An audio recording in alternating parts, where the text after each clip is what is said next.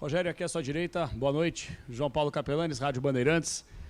Rogério, primeiro, queria que você falasse sobre o resultado do jogo, nível de desempenho, aquela coisa toda. E a pergunta em relação ao Galopo. Por que essa pergunta? Artilheiro do time, ele chegou em uma determinada rodada do campeonato, fica fora pela questão de limite de estrangeiro, você já explicou, tinha uma necessidade de colocar o Orejuela, por exemplo, para jogar. E a pergunta é, a gente não sabe, obviamente, se ele vai ganhar uma sequência no time titular. Caso ele não receba essa sequência, você com a sua experiência, como justifica isso para o torcedor que gostaria de ver o Galopo jogar com 5 gols na temporada, ele permanecer ainda no banco e voltar a jogar aos pouquinhos no decorrer da partida? Muito obrigado. Boa noite. Sobre o jogo, eu acho que é um jogo difícil de se avaliar quando você tem um campo tão encharcado como esse. A gente teve a felicidade de trabalhar bem a bola parada e na bola parada conseguir a vantagem logo no começo. E daí com o segundo gol e a expulsão, eu acho que o jogo praticamente ficou resolvido nesse ponto. No segundo tempo, o fato de você ter 2 jogadores a mais e não conseguir ter tanto volume se deve à água, que você não tem velocidade nos passes, a bola, essa vantagem que você tem numérica, ela não reflete dentro do campo, porque você não consegue fazer girar a bola com velocidade. Então, nós ficamos mais com a bola e não conseguimos criar tantas oportunidades de gol. Eu acho que até o resultado favorável e a dificuldade desses toques de aproximação, toques curtos, porque a bola para no meio do caminho e dá chance de contra-ataque ao adversário, fez com que a gente não fizesse um grande segundo tempo, mas controlasse o jogo. Uma pena o gol sofrido, que nós deveríamos ter passado com 0 no placar, e é uma coisa que a gente tem que se esforçar para que isso aconteça. E faltando, acho que um minuto, sei lá quanto, né? Ali bem no finzinho, uma pena a gente ter... E o Beraldo fez uma partida, talvez para mim, a minha concepção, foi o melhor jogador em campo. E uma pena acontecer aquela bola, nós já tínhamos avisado sobre as poças d'água, tudo, né? Ele deveria ter jogado para o lado, mas fez uma grande partida. Então temos que concentrar mais nisso. Sobre o Galopo, ele jogou hoje numa função mais adiantada. O Galopo é um jogador que tem gol, e isso é uma coisa importante. Nós temos que jogar ele numa posição com que taticamente ocupe menos dele. Ele ainda é um jogador que quando joga, se jogar numa função mais atrás, ele gosta de jogar mais próximo do gol. Ele tem gols, né? Tem 5 gols na temporada. E eu acho que ele jogou numa posição não aberta, jogou mais pelo centro, né? Próximo do Caleri, mais junto com o Caleri na frente. E a posição talvez que ele melhor se adapte por enquanto no time.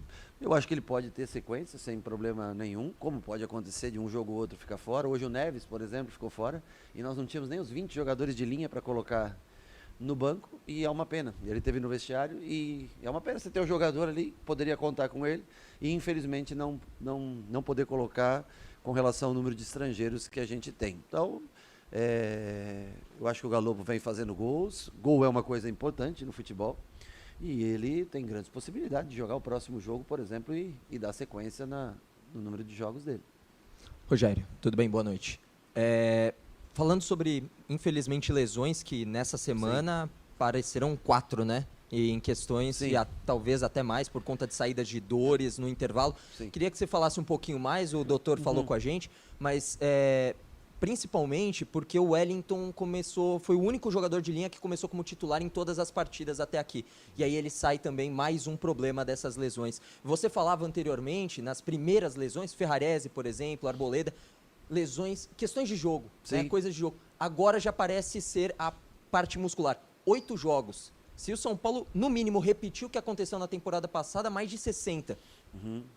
Já não está muito cedo também na sua visão para isso? Não. Vou explicar para você. Quando você tem lesões por trauma, que foi o que você acabou de me dizer, que foi o caso do Ferrarese, o caso do Rafinha, entorse, joelho, né?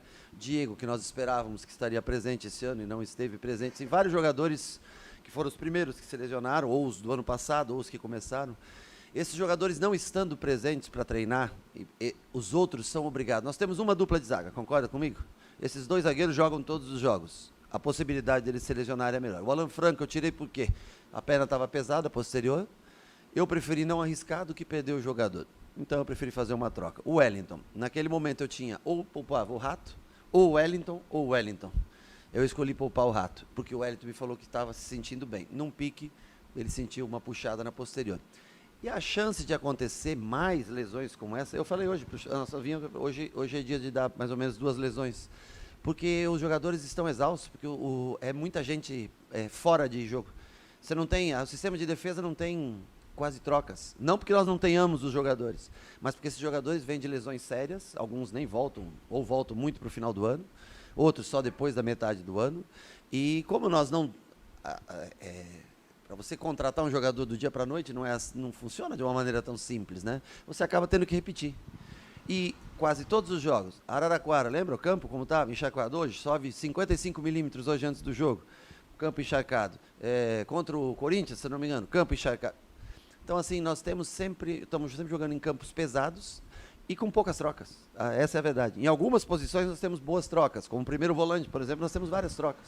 Mas na linha de defesa nós temos poucas trocas. No ataque, com a lesão do Erisson e do David, nós vamos ter poucas trocas. Então, são os jogadores que jogam em mais sequência, eles vão se lesionando em detrimento àqueles que já tinham lesões, que não são lesões musculares, que são lesões articulares, que foram caso de Ferrarese, caso de Rafinha e tantos outros que Diego, Ijavinho, Moreira, Caio, todas lesões por cirurgias no ano passado ou cirurgias feitas nesse ano.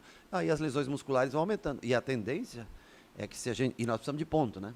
Nós precisamos ganhar o jogo. E também nós precisamos ganhar quarta-feira. E a tendência é que se você repetir os jogadores, mais lesões vão aparecer. Rogério, aqui atrás. São Paulo, nessas 8 primeiras rodadas, oscilou, né, um pouco em bons jogos, maus jogos, o que é normal no começo de temporada.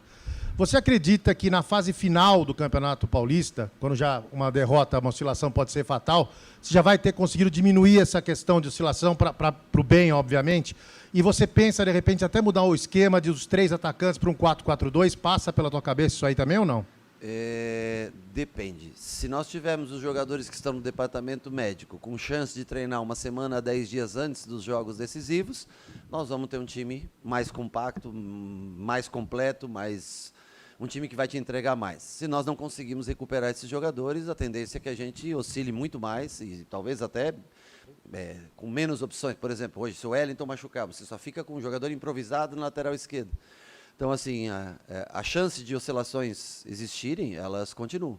Só vai melhorar quando ao menos, sei lá, 50%, 60% dos jogadores que estão lesionados, se você conseguir, em algum momento, ter todos esses jogadores. Se não, é natural que você... Olha a defesa que acabou o jogo.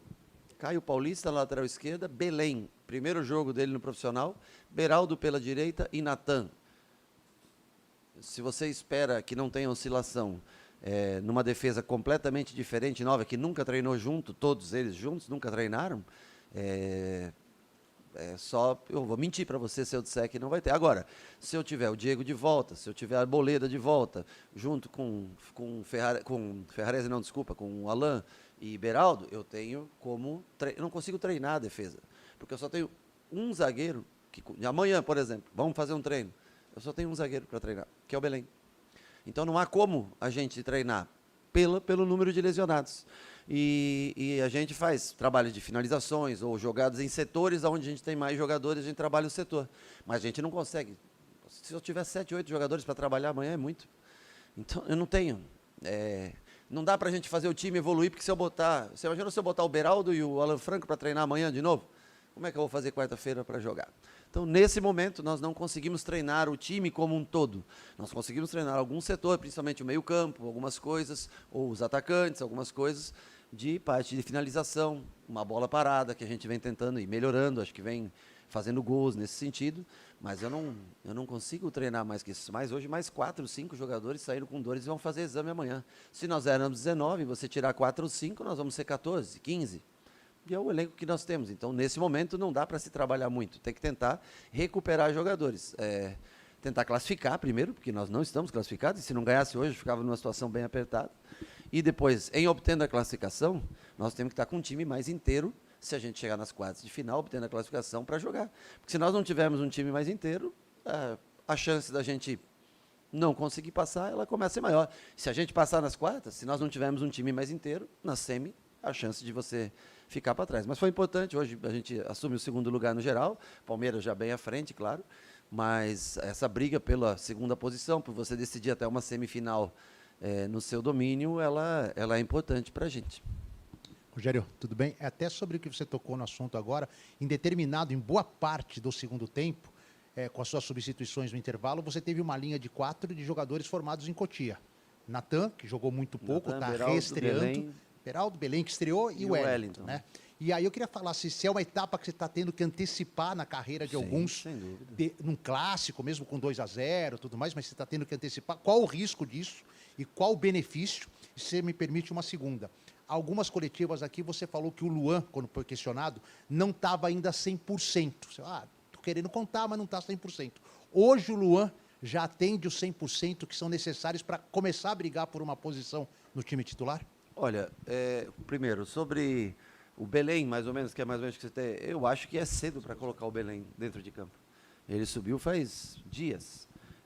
Não tem, talvez, a preparação necessária, mas não há outra possibilidade. Eu tinha uma outra possibilidade de recuar um volante, ou até mesmo o próprio Luan, mas como era um time que a principal característica era o contra-ataque, a velocidade, né, são 3 jogadores rápidos na frente, para deixar o Luan, apesar de ter, né, 10 contra 9, né, naquele momento, eu acho que seria um pouco arriscado. E a segunda característica do time do Santos, quando botou o terceiro zagueiro, era a chance deles, a bola aérea.